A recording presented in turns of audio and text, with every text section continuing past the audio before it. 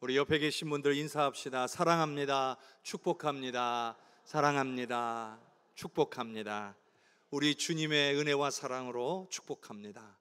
우리 여기 계신 모든 분들 위해 하나님의 은혜와 사랑이 넘치시기를 주님의 이름으로 축복합니다.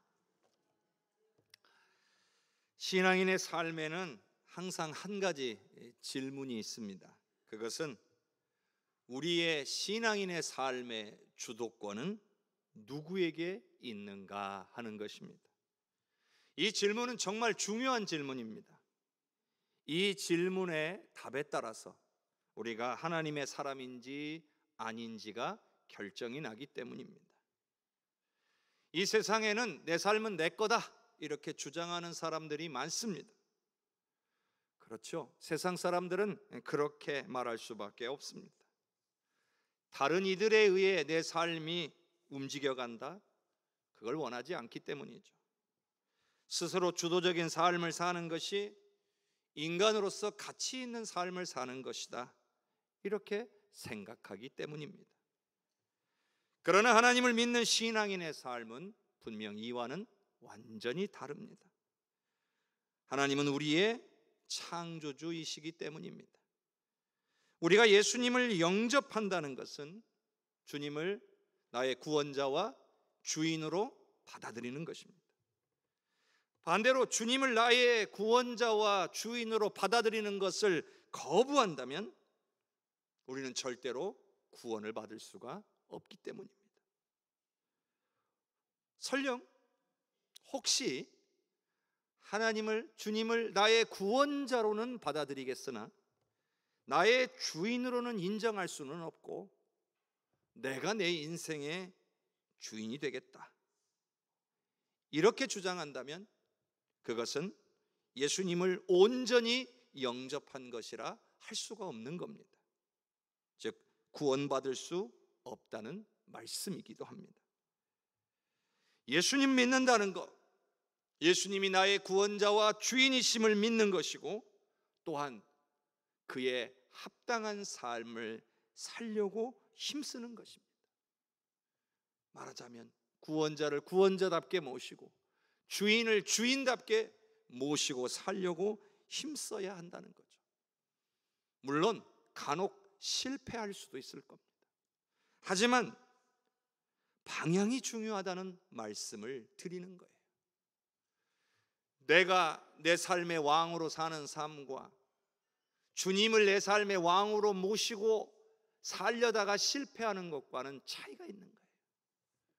오늘 저와 여러분이 주님만을 나의 구원자와 왕으로 모시고 살아가실 수 있기를 주님의 이름으로 축복합니다. 하나님이 이스라엘 백성들을 택하신 것도 그들을 자기 백성 삼으시려고 하신 거예요. 하나님이 왕 되시려고 그러는 거예요. 그런데 이스라엘 백성들이 하나님을 왕으로 인정하기를 거부한 거예요. 자기를 애굽 땅에서 끌어내 주셔가지고 가나안 땅을 차지하게 해주신 하나님을 인정하지 않고 주변에 있는 다른 나라들과 마찬가지로 자신들을 지키고 보호해 줄 왕을 원한 겁니다. 눈에 보이지 않는 하나님보다 눈에 보이는 왕을 원한 거예요. 그런데 문제는 이건 하나님 뜻이 아닙니다. 하나님 뜻이 아니에요. 그럼에도 하나님께서는 이들의 요구를 들어주셨습니다. 자, 사무엘상 12장 13절을 함께 읽어보겠습니다. 이제 너희가 구한 왕, 너희가 택한 왕을 보라. 여호와께서 너희 위에 왕을 세우셨느니라. 이 말씀을 잘 보면요, 너희가 구한 왕, 너희가 택한 왕이라고 하였습니다. 왜 이렇게 말씀하셨을까요? 이것은 하나님의 뜻과는 무관한 왕이라는 것을 알라는 거죠. 이스라엘 백성들의 마음과 기대를 충족하는 왕, 이스라엘 백성들이 선택한 왕이라는 거예요. 이것이 뜻하는 바가 뭘까요? 이미 이스라엘 백성들은 하나님이 중요하지 않다는 거예요. 하나님의 말씀에 귀 기울이지 않는 그런 백성들이 되어버린 것입니다. 아무리 사무엘 선지자가 그건 잘못이다, 그건 죄악이다 이렇게 지적해도 그들은 더 이상 들으려 하지 않았던 것입니다. 어쩌다가 이렇게 됐을까요? 성도 여러분, 사람의 마음이 하나님을 떠나기 시작하면 이렇게 되는 거예요. 처음에는요, 하나님의 말씀이 신경이 쓰입니다. 마음이 왠지 불편하고 찝찝해요. 자꾸 하나님의 말씀 때문에 불편해지는 거죠. 그런데 같은 상황이 계속 반복되다 보면 어느 순간 무감각해지기 시작합니다. 무엇이 죄인지 깨닫지 못한 채 결국은 자신의 욕심만을 위해 내가 주인 되는, 내가 왕 되는 삶을 살아가게 되는 거예요. 바로 이스라엘 백성들이 그렇게 된 겁니다. 근데 왜 이스라엘 백성들은 하나님으로부터 조금씩 멀어져 갔을까요? 왜 어쩌다가 이렇게까지 되었을까요? 이스라엘 백성들에게 문제를 일으키는 것이 있었어요. 그건 바로 두려움입니다. 광야에서 살아갈 때는요, 그저 먹는 것, 먹고 마실 수 있는 것만으로도 감사했어요. 그들의 신발이 닳아지지 않고 그들의 옷이 헤어지지 않는 것만으로 감사했던 거예요. 그러나 가나안 땅을 차지하게 되고 자신들만의 땅이 생기고 그리고 집이 생기고 삶이 풍요로워지기 시작하자 이제 내가 가진 것, 내가 가지게 된 것들을 잃을지도 모른다라고 하는 두려움이 찾아오게 된 겁니다. 감사가 점점 사라지기 시작하고 두려움이 점점 커지기 시작했습니다. 그래서 눈에 보이지 않는 하나님보다 당장 눈앞에 보이는 안전장치가 더 필요하다고 생각하게 된 거예요. 그리고 그 고민의 결과가 결국 우리에게는 왕이 필요하다, 그거였던 겁니다. 믿음이 사라지면 그 자리를 두려움이 대신하게 되는 법입니다. 놀라운 것은 하나님은 그때도 이스라엘 백성들과 함께 계셨습니다. 그들을 떠나신 적이 없었고 그들을 버리신 적이 없었습니다. 그런데 왜 이들은 이렇게 된 걸까요? 이스라엘 백성들이 하나님을 떠났기 때문에 그래요. 그들의 믿음을 지키지 못했기 때문에 그래요. 그래서 원수 마귀는 그 틈을 놓치지 않았어요.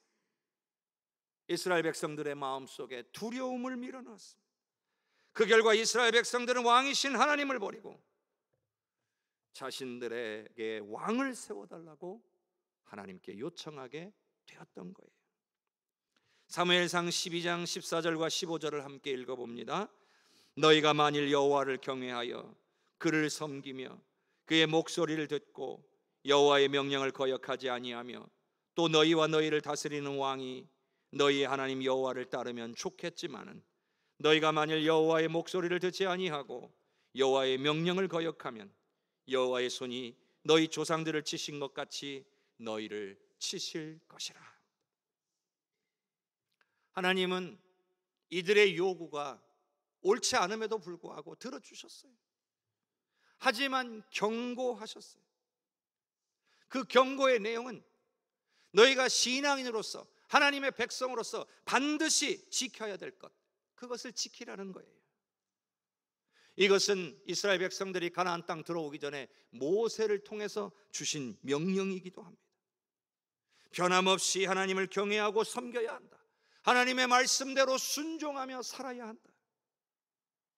뿐만 아니라 아무리 왕이라 할지라도 그 왕 또한 하나님의 뜻을 따라야 한다. 여러분, 이것은 이스라엘 백성들이 하나님과 맺었던 언약의 내용이기도 합니다. 하나님께서 이스라엘을 복주시는 조건이기도 했습니다. 그런데 만일 이 언약을 지키지 아니하면 복도 없을 것이고 그에 상응하는 대가, 벌을 받게 될 것이다, 그렇게 말씀하고 계신 것입니다.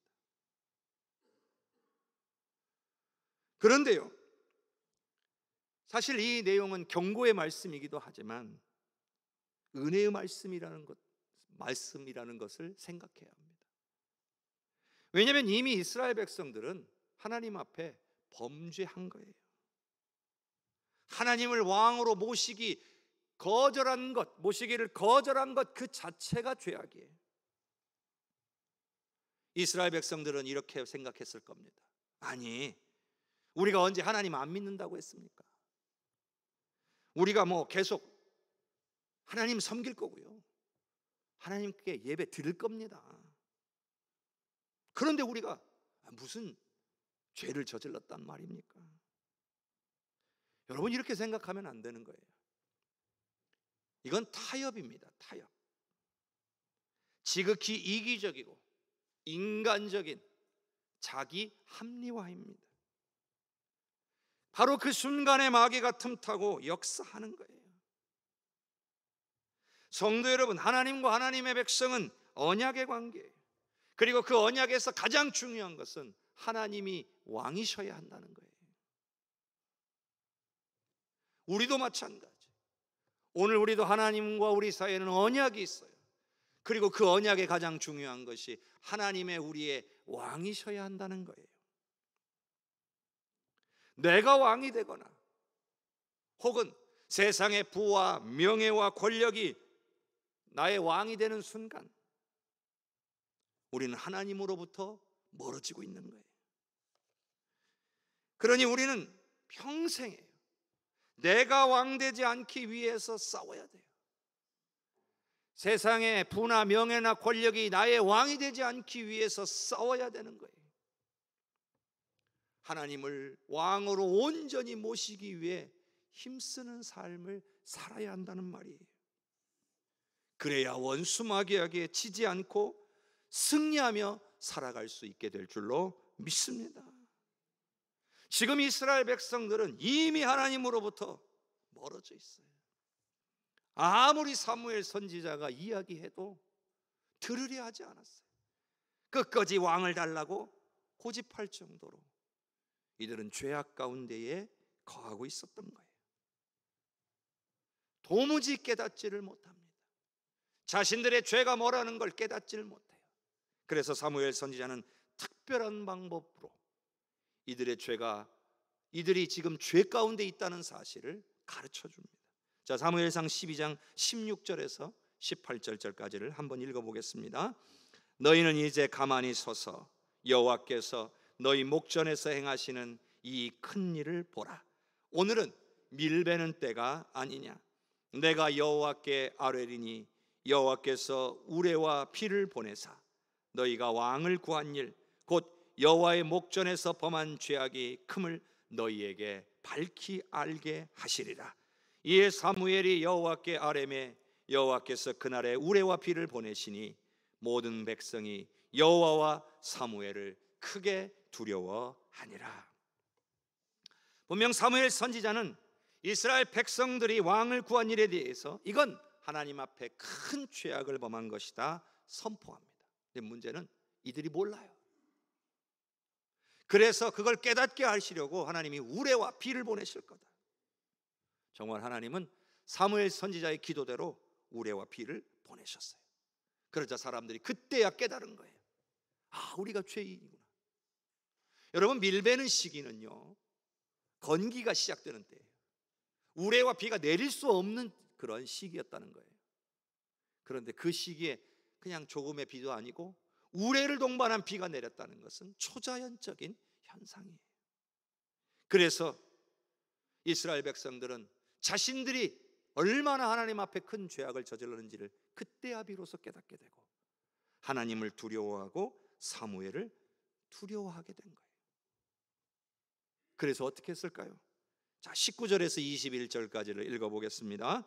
모든 백성이 사무엘에게 이르되 당신의 종들을 위하여 당신의 하나님 여호와께 기도하여 우리가 죽지 않게 하소서.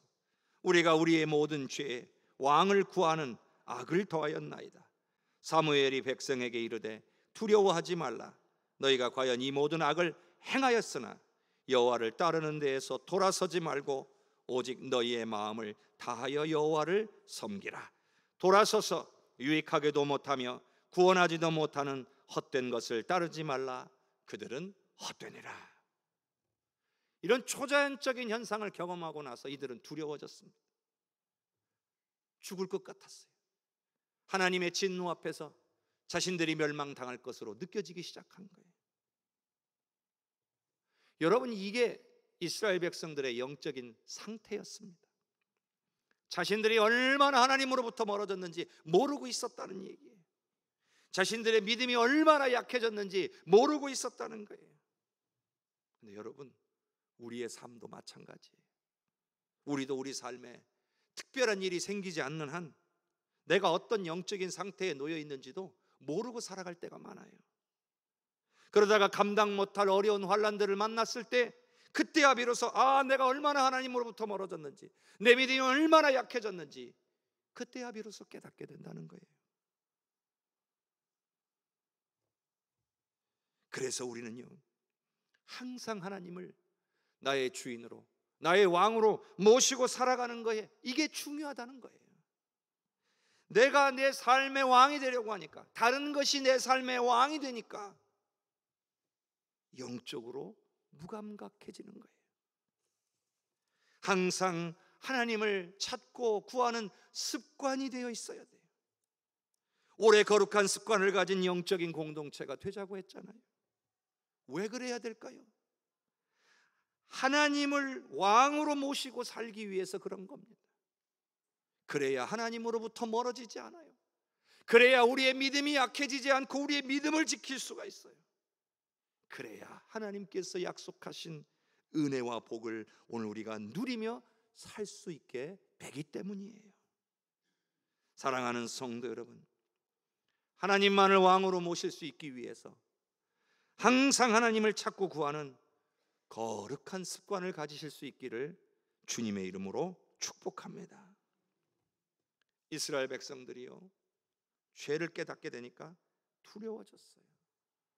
그래서 그들이 한 방법은 사무엘에게 우리의 죄악을 우리가 인정하니 하나님께 기도해 달라는 거예요. 그러자 사무엘은 두려워하지 마라. 다만 절대로 하나님으로부터 돌아서서 하나님 아닌 헛된 것들 따르지 말라고 권면합니다. 오직 마음을 다하여 하나님만 섬기라고 권면해요.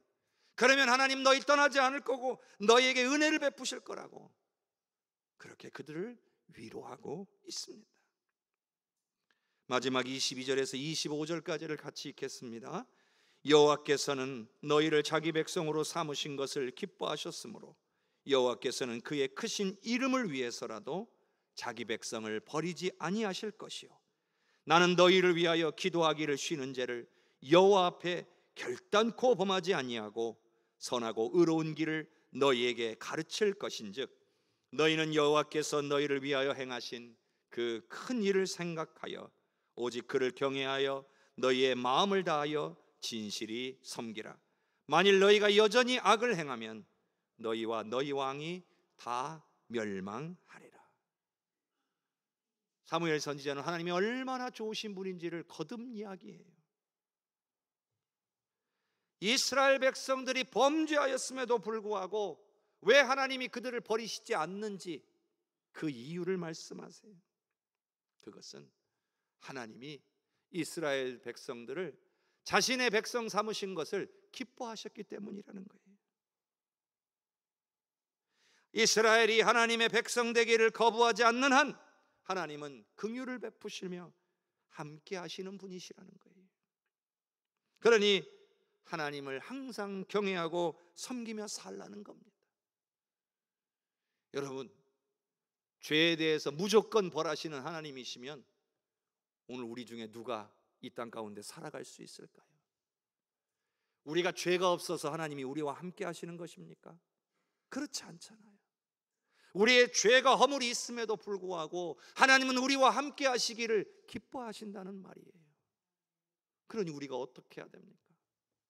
헛된 것들을 바라보지 않고 오로지 한 분 하나님만을 섬기고 경외하며 살기에 힘써야 되는 거예요.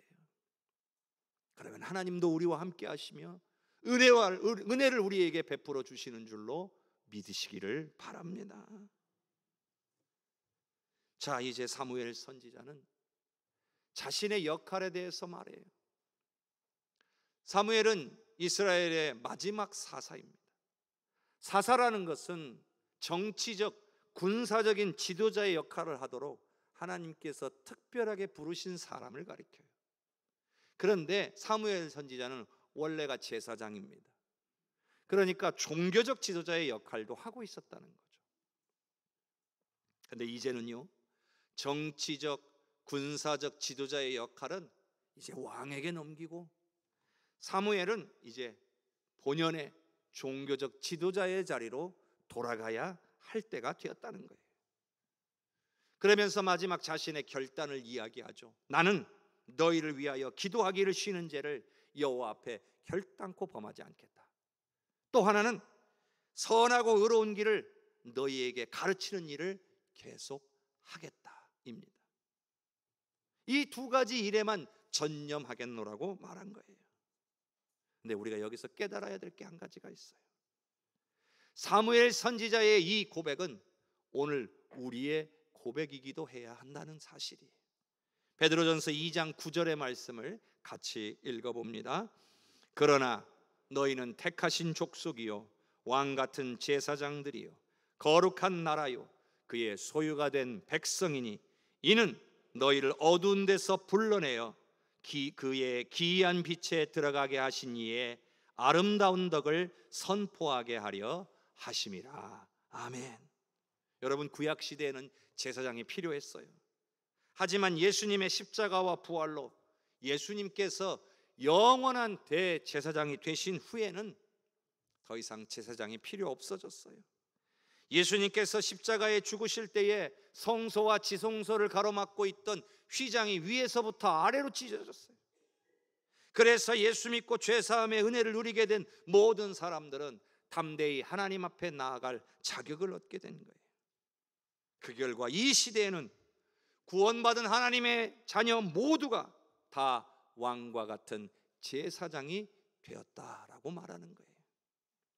오늘 저와 여러분 모두가 왕 같은 제사장이 되었다는 말이에요. 그러므로 우리는 사무엘 선지자처럼 기도해야 될 사명을 받은 자가 되었다는 거예요. 예수 그리스도를 증거하는 사명을 받은 자가 되었다는 겁니다. 이에는 예외가 없어요. 구원받은 하나님의 자녀라면 반드시 감당해야 될 사명이라는 겁니다. 사무엘이 이스라엘 백성들이 범죄하지 않도록 기도하겠다 한 것처럼 오늘 우리도 이 나라와 민족이 하나님께 범죄하지 않도록 기도해야 한다는 거예요. 사무엘 선지자가 이스라엘 백성들에게 선하고 의로운 길을 가르치기에 힘쓰겠다고 한 것처럼 오늘 우리도 이 땅의 많은 백성들에게 예수님과 구원의 은혜를 가르치고 전하는 일에 힘써야 한다는 것입니다. 그게 바로 우리에게 주어진 사명입니다. 우리는 이 땅 가운데서 그 사명을 감당할 자로 부름받았음을 믿으시기를 바랍니다. 작년 12월 3일 이후로 6개월간 온 나라가 너무나 혼란 가운데 있었습니다. 모두가 힘든 시간을 보내고 있습니다. 그런데 이 시간들을 보내면서 또 그 가운데 하나님의 말씀을 묵상하면서 몇 가지 중요한 사실을 깨달을 수 있었습니다. 하나는요, 우리가 얼마나 이 나라를 위해서 제대로 기도하지 못했는가를 깨달았습니다. 이 땅의 교회와 성도들이 회개하며 기도해야 한다 하는 것을 깨달았습니다. 우리가 나라를 위해 기도하지 않았기 때문에 이와 같은 어려움들이 우리에게 있는 거예요. 그동안 믿음의 사람들이 나라를 위해 제대로 기도하는 것을 하지 못했다는 거예요. 나라를 위해 기도하는 것을 쉬는 죄를 범했다는 것입니다. 오늘 우리로 이 나라를 위해 기도하라는 하나님의 뜻으로 받아들이게 된 것입니다. 두 번째는요, 우리가 얼마나 하나님을 신뢰하지 못하고 있는가를 깨달았습니다. 우리의 믿음이 정말 연약해졌구나. 그 증거가 바로 두려움입니다. 이번 상황을 겪으면서 사람들 속에 있는 두려움을 볼 수 있었습니다. 믿음의 사람들조차 하나님을 철저하게 신뢰하며 하나님의 뜻대로 되어지기를 구하기보다는 내 안에 일어난 두려움을 해결하기 위해서 내가 원하는 대로 되어지기를 구하고 있다는 생각이 들었습니다. 마치 이스라엘 백성들처럼 말입니다. 이것이 우리가 하나님으로부터 멀어져 있는 증거인 거예요. 우리의 믿음이 연약해진 증거인 것입니다. 하나님으로부터 멀어지니까 두려움이 생기고, 이걸 해결하기 위해 하나님의 뜻을 구하는 것이 아니라 내 뜻을 구하고 내가 원하는 대로 되어지기를 구하고 있었던 거예요.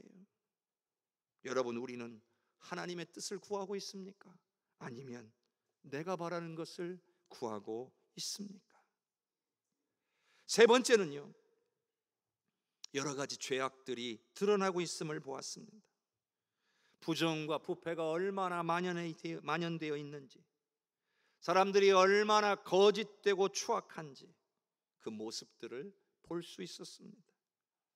자신의 욕심을 위해, 이기심을 위해 거짓을 행하는 일들을 아무렇지도 않게 행합니다. 이런 생각이 다 들더라고요.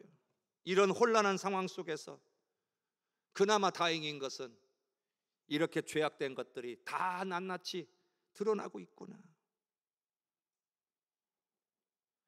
하지만 중요한 것은요, 그만큼 믿음의 사람들이 더욱 기도해야 되는 거구나. 그것을 깨달을 수 있었습니다. 하나님께서 다시 이 나라를 하나님의 영광을 위해서 사용하시려면 정말 믿음의 사람들이 기도의 사명을 온전히 감당해야 되겠구나. 우리가 기도하지 않으면 안 되겠구나. 그것을 깨달을 수 있었습니다. 흔히 말하죠, 위기가 기회다. 어쩌면 이 상황이 없었으면 그냥 우리가 죄 가운데 살아가는지 모르고 무감각하게 죄 가운데서 멸망을 향해 가고 있지 않았을까 하는 생각이 들었습니다. 차라리 이 나라의 죄와 허물이 낱낱이 드러나는 게 지금이라도 드러난 것이 감사하다는 생각이 들었습니다. 또 오늘 우리가 기도하지 않은 우리의 죄악이 드러난 것도 차라리 감사하다, 그런 생각이 들었습니다. 성도 여러분, 기도해야 할 때입니다. 누가 대통령이 되느냐도 중요하겠지만 그보다 더 중요한 것은 하나님이 기뻐하시는 지도자가 세워질 수 있도록 기도하는 것입니다. 하나님 두려워할 줄 알고 하나님의 정의와 공의를 행하는 자가 세워지기 위해 기도하는 것입니다. 내 뜻을 구하지 말고 하나님의 뜻을 구해야 합니다. 하나님의 영광을 위해 쓰임받을 수 있는 그런 나라 되게 해달라고 기도해야 합니다. 그렇게 이 나라를 이끌어갈 수 있는 지도자를 세워달라고 구해야 하는 것입니다. 우리 장로님 기도해 주신 것처럼 선거가 9일 남았어요. 이번 주 목요일, 금요일이 사전투표고 다음 주 화요일이 본투표일이에요. 중요한 것은 꼭 기도하고 투표하십시오. 하나님의 뜻이 이루어지는 역사가 이 나라 가운데 이루어질 수 있기를 위해서 기도하고 투표하시기를 바랍니다. 이걸로 그치면 안 돼요. 앞으로도 계속해서 이 이후에도 우리는 계속 이 나라와 민족을 위해 기도하는 사람들이 되어야 할 줄로 믿습니다. 끝까지 나라와 민족을 위해, 우리 자신을 위해 기도하기를 쉬는 죄를 범하지 않는 오늘 우리 모두가 될 수 있기를 주님의 이름으로 축복합니다.